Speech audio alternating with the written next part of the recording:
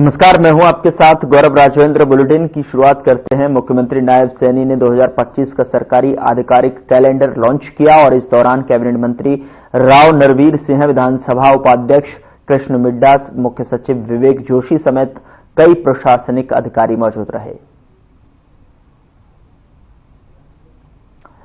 2025 का सरकारी calendar launch किया गया। सीएम नायब सैनी ने ये कैलेंडर लॉन्च किया तो कई प्रशासनिक अधिकारी यहां लॉन्चिंग के मौके पर मौजूद रहे। आधिकारिक कैलेंडर लॉन्चिंग में कई शासन के अधिकारी मौजूद रहे। सीएम नायब सैनी ने प्रशासनिक अधिकारी का जो कैलेंडर है वो यहां पर लॉन्च किया, जिसमें कि प्रशासनिक अधिकारी मौजूद रहे।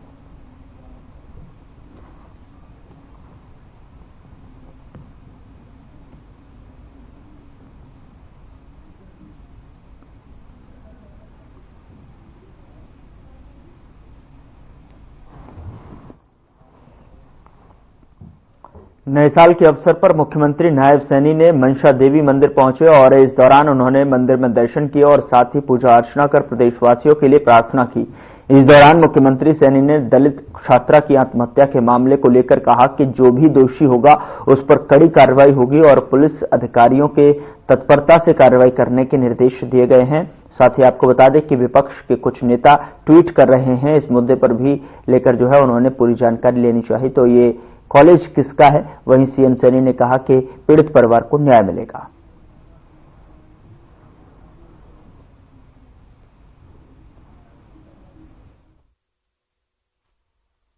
नहीं, देखिए, जो भी दोषी व्यक्ति है उसको बख्शा नहीं जाएगा, कोई सवाल ही नहीं है। जो भी जिसने भी उसके अंदर दोषी है उसके खिलाफ सख्त कार्रवाई होगी। हम बख्शने वाला सवाल नहीं है किसी प्रकार का।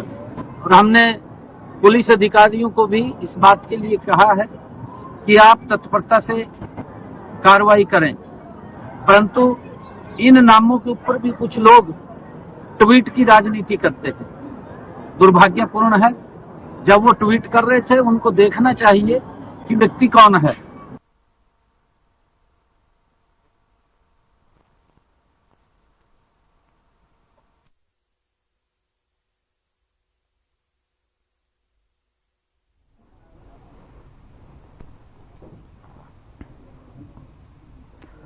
उधर हरियाणा के मुख्यमंत्री नायब सैनी ने राज्यपाल बंडारू दत्तात्रेय से शिष्टाचार भेंट की और नववर्ष की शुभकामनाएं दी।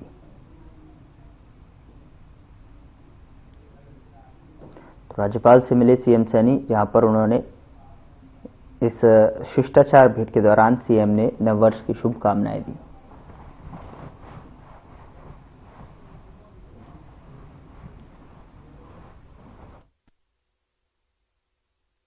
तो जो है जन चौपाल के हैं, जन समस्या सुनने के दौरान के राज्यपाल कहाँ हैं इसमें?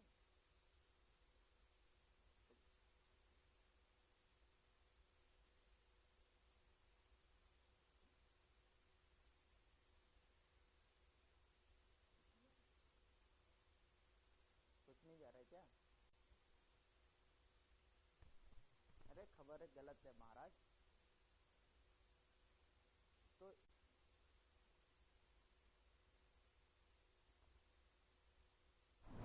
उधर मंत्री अनिल विज ने कांग्रेस पर निशाना साधते हुए कहा कि उन्होंने कभी भी मनमोहन सिंह को स्वीकार नहीं किया। हर कोई जानता है कि उन्होंने मनमोहन सिंह जी द्वारा पारित प्रस्ताव को कैसे फाड़ दिया और मीडिया के सामने अपमानित किया। साथ ही उन्होंने राहुल गांधी ने पर जो है निशाना साधा। नहीं, मनमोहन सिंह को तो उन्होंने कभी भी नहीं स्वीकारा। सब जानते हैं कि मनमोहन सिंह जी द्वारा पारित प्रस्ताव को किस प्रकार से मीडिया के सामने उन्होंने फाड़ कर अपमानित किया था। और अब राष्ट्र शोकाकुल है, लेकिन राहुल गांधी जी कहाँ हैं? वो तो विदेश चले गए। अब विदेश किस लिए गए हैं ये तो वही बता सकते हैं।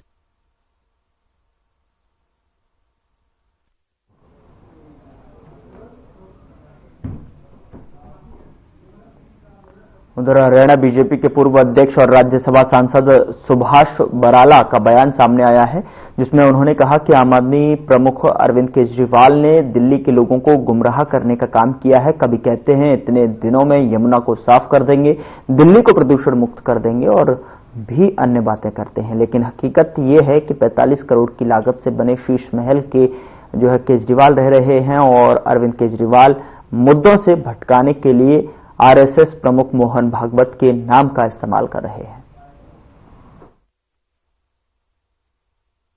देखिए, दिल्ली की जो चुनाव है, निश्चित रूप से इस बार दिल्ली की जनता बहुत गंभीरता के साथ इस बात पे विचार कर रही है कि जो लगातार पिछले कुछ सालों से केजरीवाल जी की टीम वहां पर, तो टीम ही कहना पड़ेगा, पहले तो खुद केजरीवाल जी थे, वो वहां पर सरकार बनाए हुए है और दिल्ली की जनता ने इस बात के ऊपर विचार करना शुरू कर दिया है, क्या ये वही केजरीवाल हैं या ये वही आतिशी हैं जो अन्ना जी के आंदोलन से निकल करके आए हुए नेता हैं। जो नेता ये कहते थे कि हम लोग दिल्ली को करप्शन फ्री करेंगे, क्या ये वही नेता है जो कहते थे कि हम बड़ा बंगला नहीं लेंगे, हम सुरक्षा नहीं लेंगे। इस प्रकार के नाटक नौटंकी करने वाले ये वही नेता हैं या ये बदल गए हैं? तो दिल्ली की जनता जब विचार करती है तो एक बात ये सामने आती है कि ये नेता पूरी तरह से बदल चुके हैं। केजरीवाल जी ने, आपने देखा होगा कि कितने ही घोटाले उनकी सरकार में हुए हैं, खुद भी जेल के अंदर रह करके आए हैं और भ्रष्टाचार के सारे रिकॉर्ड उन्होंने तोड़ दिए हैं। शराब का कितना बड़ा घोटाला, बहुत सारे महकमों के अन्य घोटाले, विस्तार के से मैं उसके ऊपर नहीं जाऊंगा।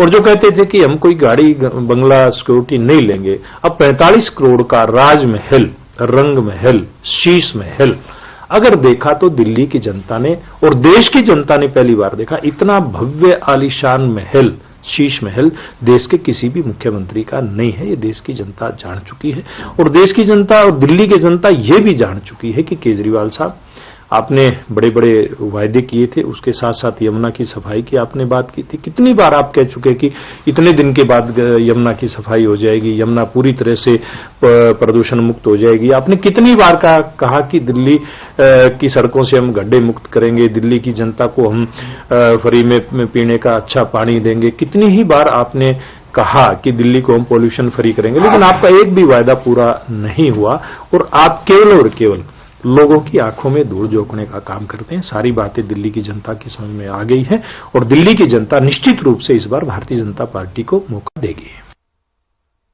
उधर कैबिनेट मंत्री विपुल गोयल ने कहा कि 2025 में हरियाणा मुख्यमंत्री नायब सिंह सैनी के नेतृत्व में विकास की नई ऊंचाइयों को छूता हुआ नजर आएगा। उन्होंने तहसीलों में भ्रष्टाचार को लेकर भी बड़ा संज्ञान लिया है, साथ ही चेतावनी भी दी है कि यदि तहसीलों में कोई भी भ्रष्टाचार करता हुआ मिला तो उसको किसी भी सूरत में बख्शा नहीं जाएगा।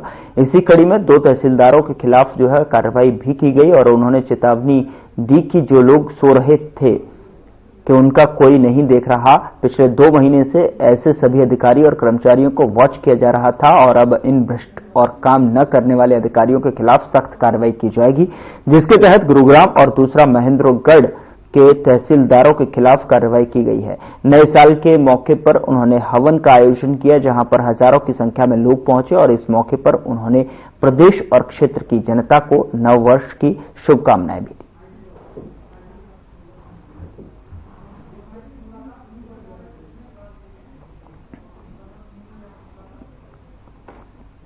उधर इंद्री बिजली विभाग की ओर से सेफ्टी दिवस मनाया गया, जिसमें काफी संख्या में बिजली विभाग के कर्मचारियों ने हिस्सा लिया और इस मौके पर इंद्री बिजली विभाग के एसडीओ युवराज सिंह राठौर ने कर्मचारियों को संबोधित करते हुए कहा कि हमारे कर्मचारी जब खराब हुई लाइन पर काम करते हैं तो उस समय पिछले दिनों कुछ घटनाएं घट गई थीं, जिसको लेकर सभी को सुरक्षा किट दी गई ताकि वो कार्य करते हुए इस किट का इस्तेमाल करते हुए अपना बचाव कर सकें।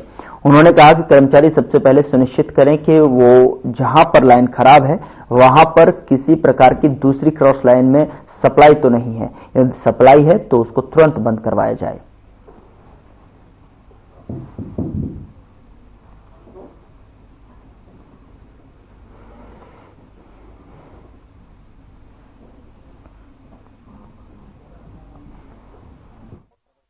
हमने सेफ्टी के बारे में क्या करना चाहिए। सबसे पहले साथियों, मैं छोटी सी बात रखूंगा, हमारा साथी कोई भी लाइन पे काम करने के लिए जब परमिट लेता है ना, तो परमिट लेने के लिए जैसे भी हम कॉल करते हैं, सबसे पहले जो हमारा मेन स्विच है साथियों, कोशिश करो भी हमारा मेन स्विच कट जाए। परमिट जब आप लेते हो मेन स्विच पे चले जाओ, अगर हमारा मेन स्विच कट जाता है तो जितनी हमारी पीछे क्रॉसिंग है वो सारी खत्म हो जाएंगी साथियों लगभग टोटल। अगर आप मेन में काम कर रहे हो तो अपना 25 स्विच कटवाओ, यहाँ से फोरमैन से कटवाओ, दफ्तर में लगभग सब से कटवाओ काम है। सेफ्टी के बारे में वैसे तो सभी जेईज और फोरमैन ने डिटेल में बता दिया। मैं एक बार पूरा जो प्रोसेस है वो ब्रीफ में आपको बताना चाहूंगा। सबसे पहले तो आपको अपने हर फीडर का नाम पता होना चाहिए, ये पता होना चाहिए कहाँ से वो फीडर सप्लाई चलती है। उसके बाद में कौन कौन से फीडर उसके क्रॉसिंग में ही आपको पता होना चाहिए। अब कुछ स्टाफ अभी नया है, कुछ पुराना है, तो जो जितने पुराने वाले हैं इनकी जिम्मेदारी है सभी नए को भी बताएं, अपने इंचार्ज को भी ये बताएं कि इस फीडर के साथ में ये फीडर क्रॉसिंग में। जब भी किसी पे आप काम करोगे सबसे पहले आप उस फीडर पे और उसके क्रॉसिंग फीडर पे परमिट लोगे। ये इंश्योर करने के लिए आप पावर हाउस में ये कंफर्म करोगे कि बीसीबी जो है वो बाहर निकाली हुई है, ये इंश्योर आपको करना है।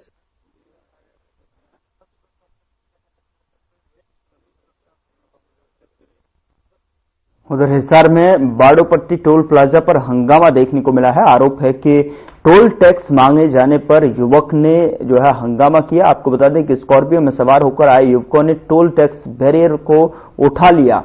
बताया जा रहा है कि टोल कर्मचारियों ने जब उन्हें रोकने की कोशिश की तो उन्होंने गाड़ी से लाठी डंडे निकाल लिए। बरवाला पुलिस ने toll plaza GM Vaman Rathore की शिकायत पर मामला दर्ज कर जांच शुरू कर दी है।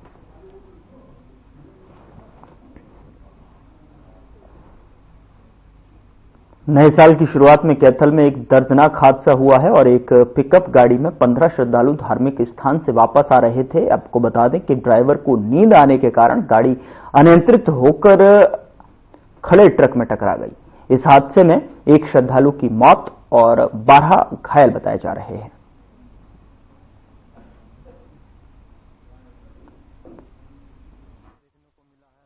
वहाँ गड्डी आ रही थी, बागड़ तैयारते चले जी, बागड़ते आंदे आंदे मन तो जो ही नहीं पता लगा जी लगी किस तरह जी वो गड्डी लगी लगाई का पता लगा। आधा घंटा तो किसी ने भी होश नहीं आई।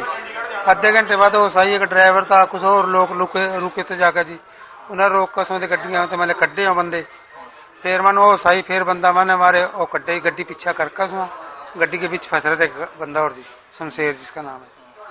तो कितने टोटल कितने लोग? हमें 15 जने थे।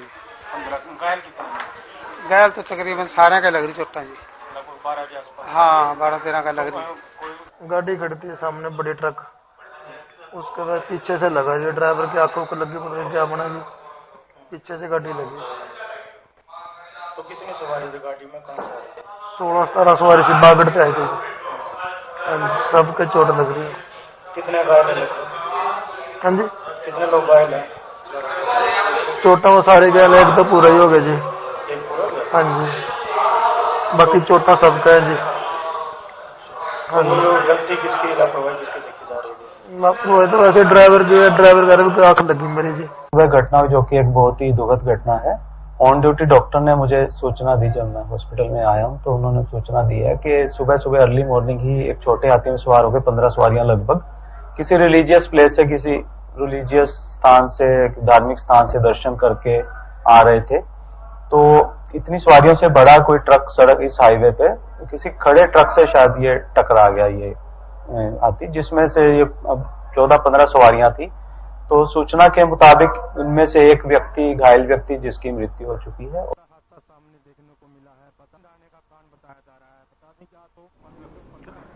उधर भिवानी में छात्रा द्वारा आत्महत्या मामले में पुलिस ने एक आरोपी को गिरफ्तार किया है। आरोपी राहुल को भिवानी पुलिस ने गिरफ्तार किया है। दरअसल आपको बता दें कि पुलिस को प्रारंभिक जांच में पता चला कि आरोपी राहुल कुछ महीनों से मृतका के संपर्क में था। वहीं पुलिस ने कॉलेज से मृतका से संबंधित रिकॉर्ड को कब्जे में ले लिया है। थाना क्षेत्र के गांव में एक लड़की ने पंखे से फांसी का फंदा लगा करके सुसाइड किया था। इस संबंध में उसके फादर ने हमारे को कंप्लेंट करी थी कि इसने सुसाइड किया है, जिस पर 174 सीआरपीसी की कार्रवाई की गई थी।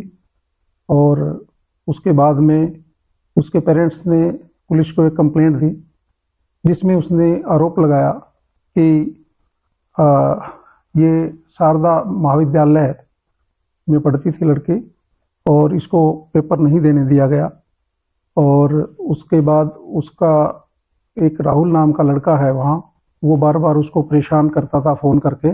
आज हमने एक राहुल अक्यूज्ड को इस केस में अरेस्ट कर लिया है, पूछताछ उससे की जा रही है और बाकी फर्दर इन्वेस्टिगेशन इसकी की जा रही है। फर्स्ट इन्फॉर्मेशन में ये है कि वो बार बार उसको कॉल करके परेशान करता था लड़की को, और जिस दिन उसने सुसाइड किया उससे जस्ट पहले भी उसकी कॉल थी और उस कॉल के बाद ही उसने सुसाइड किया है।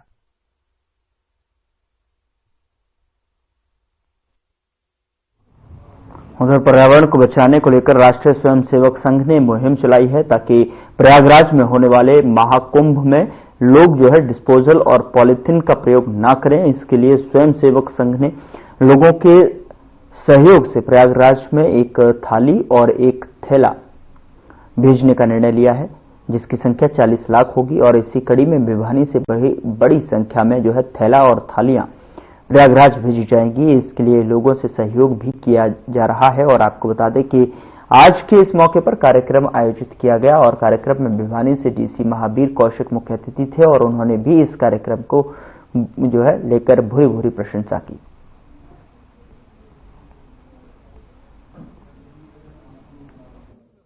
पर्यावरण के ऊपर काफी सालों से काम हो रहा है, पूरे विश्व में अलग अलग सम्मेलन हो रहा है, लेकिन पर्यावरण के प्रति जो भाव होना चाहिए उस भाव को पुनः जो हिंदू संस्कृति के हिसाब से हम पेड़ों को, पहाड़ों को, पृथ्वी को अपने साथ सामंजस्य संवेदना के साथ काम करते थे, वो संवेदना कम हुई तो ये सारी चीजें देख रहे हैं। तो इसलिए राष्ट्रीय स्वयंसेवक संघ ने पर्यावरण संरक्षण गतिविधि के माध्यम से पूरे देश भर में लोगों की संवेदना इनके प्रति जागृत हो, इसलिए ये एक मुहिम पर्यावरण संरक्षण गतिविधि चलाई है। तो हम सबको जानकारी है कि अब 144 साल के बाद महाकुंभ प्रयागराज में जो रक्तदान शिविर का आयोजन किया जा रहा है उसमें आया हुआ हूँ और स्वर्गीय श्री ऋषि प्रकाश जी मेरे लिए बड़े आदरणीय, मेरे बड़े भाई के समान थे। उनका हमेशा ही मुझे प्यार और आशीर्वाद मिलता रहा है, लेकिन मदन जी और उनका परिवार और उनके जो साथी हैं उनकी याद को और उनके जो अच्छे कार्य है उनको आगे बढ़ा रहे हैं। तो इसके लिए मैं इनको बहुत बहुत बधाई देता हूँ और शुभकामनाएं देता हूँ। और राष्ट्रीय स्वयंसेवक संघ की पर्यावरण संरक्षण गति के द्वारा यह निर्णय लिया गया देश भर के जिलों से थोड़ा थोड़ा सहयोग के रूप में थैला और थाली का अभियान लेकर के प्रयागराज में पहुंचाना है। इसके निमित्त भिवानी जिले से भी 1300 से अधिक थैले थालियां कारगर से इकट्ठा कर 30 टोलियां बनाकर निकले कार्यकर्ता एकत्र करें और इस अभियान का समापन कर रहे इकट्ठा करके अग्रवाल स्पैकर संवर्ष के माध्यम। उधर चरखी दादरी के एसपी अर्श वर्मा के मार्गदर्शन में जिला पुलिस ने बुधवार को शहर के परशुराम चौक पर जो है सड़क सुरक्षा जागरूकता अभियान के तहत कार्यक्रम का आयोजन किया, जिसमें वाहन चालकों को यातायात नियमों को लेकर जागरूक किया गया और हेलमेट का वितरण किया गया। बता दें कि थाना सदर एसएचओ इंस्पेक्टर ओम प्रकाश ने बताया कि चरखी दादरी एसपी अर्श वर्मा के दिशा निर्देश और मार्गदर्शन में पुलिस ने कार्यक्रम का आयोजन किया, जिसका मुख्य उद्देश्य सड़क दुर्घटनाओं पर लगाम लगाना और यातायात नियमों का पालन करवाना है। उन्होंने बताया कि यातायात नियमों का पालन न करने से हर साल देश में लाखों लोगों की जान चली जाती है। आज हमें ट्रैफिक अवेयरनेस और रोड सेफ्टी के लिए वीक चला था, जो हमने यहाँ एलिजिबिलिटी हमारे पास जो हेलमेट थे विदाउट हेलमेट लोग जा रहे थे डिस्पर्स करे हैं अपना पुलिस महकमा खर्चा पे।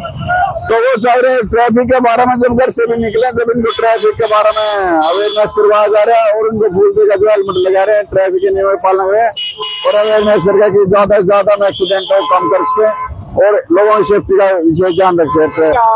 अभी लोग उनको अभी हम अवेयरनेस कर रहे हैं, उसके बाद क्या है कि जब अगर वो नहीं मान रहे 2-3 बार अवेयरनेस के बाद फिर चलान शुरू करेंगे। उधर कुरुक्षेत्र में 2025 के पहले दिन पुलिस अधिकारी सड़कों पर उतरे और कुरुक्षेत्र पुलिस के अधिकारियों ने नववर्ष के मौके पर वाहन चालकों को यातायात नियमों की पालना करवाने के लिए गांधीगिरी का फॉर्मूला अपनाया। नववर्ष के उपलक्ष्य पर यातायात नियमों की अवहेलना करने वालों को पुष्प देकर यातायात नियमों का पालन करने के लिए जागरूक किया और जिला कुरुक्षेत्र की यातायात पुलिस ने नए साल वर्ष को लेकर यातायात नियमों की अवहेलना करने वाले वाहन चालकों के चालान न करके बल्कि उनको समाज के जिम्मेवार नागरिक होने का एहसास करवाते हुए पुष्प प्रदान किए।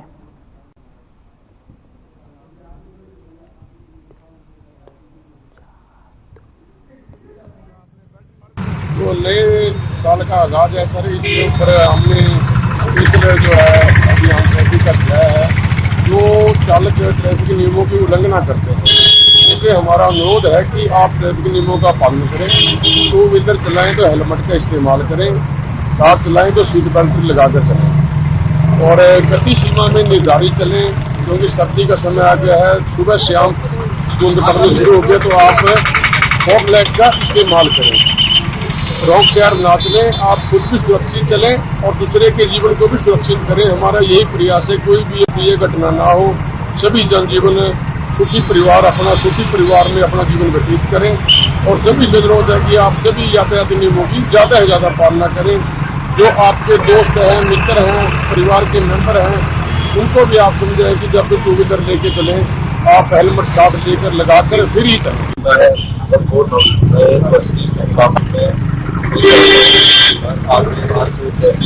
पालन करें, ज्यादा से ज्यादा नियमों का पालन करें, सबका प्रयोग करें, लगाए, लोग ना करें।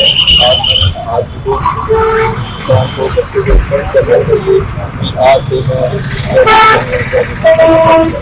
तो लोगों का घूम दे करके समझाने का प्रयास किया जाए। आज से लोगों को जागरूक किया कि आप ज्यादा से ज्यादा अपने नियमों का पालन करें।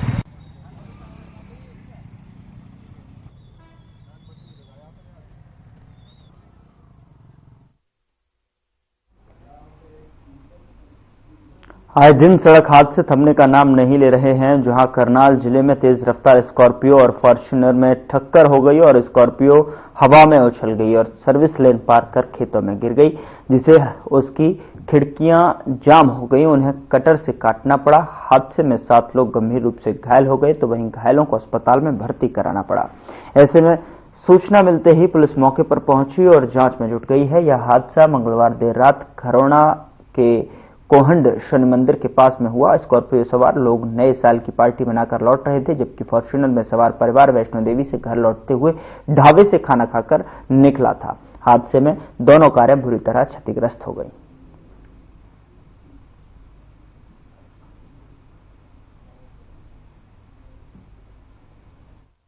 उधर से गश्त करके फारिग करके आ रहे थे तो देखा एकदम यह बड़ा धड़ाका से बड़ा जोरदार एक्सीडेंट हुआ 2 गाड़ियों का। हमने तुरंत आए, देखा उनको वो गाड़ी पलटी हुई थी। उधर से 7-8 बंदे थे, उसके अंदर बिल्कुल सभी का चेहरा पूरी तरह फटा हुआ था। उनको गाड़ी से बाहर निकाला, उनको प्राइवेट गाड़ी से तुरंत हॉस्पिटल भेजा। और एक दूसरी गाड़ी थी, फॉर्च्यूनर थी, वो गाजियाबाद का परिवार था। वो 7 बंदे उस गाड़ी में थे, 2 उनके साथ बच्चे थे, 2 कपल थे। उनको भी चोटें थी, उनको नॉर्मल थोड़ी चोटें कम थी। उनको बाहर निकाला, उनको फर्स्ट एड वगैरह दिलाया। इनको प्राइवेट गाड़ी से हमने हॉस्पिटल तुरंत भेज दिया। ये सारे नौजवान बच्चे थे, लेकिन चोटें उनको बहुत ज्यादा थी। इसमें 7 इसमें थे और ये लगा लो 7-6 उसमें थे। तो गाड़ी के हालात हमने देखे मौका पर, तो उससे यही लग रहा है न्यू ईयर की पार्टी। फिलहाल बुलेटिन में इतना ही। नमस्कार।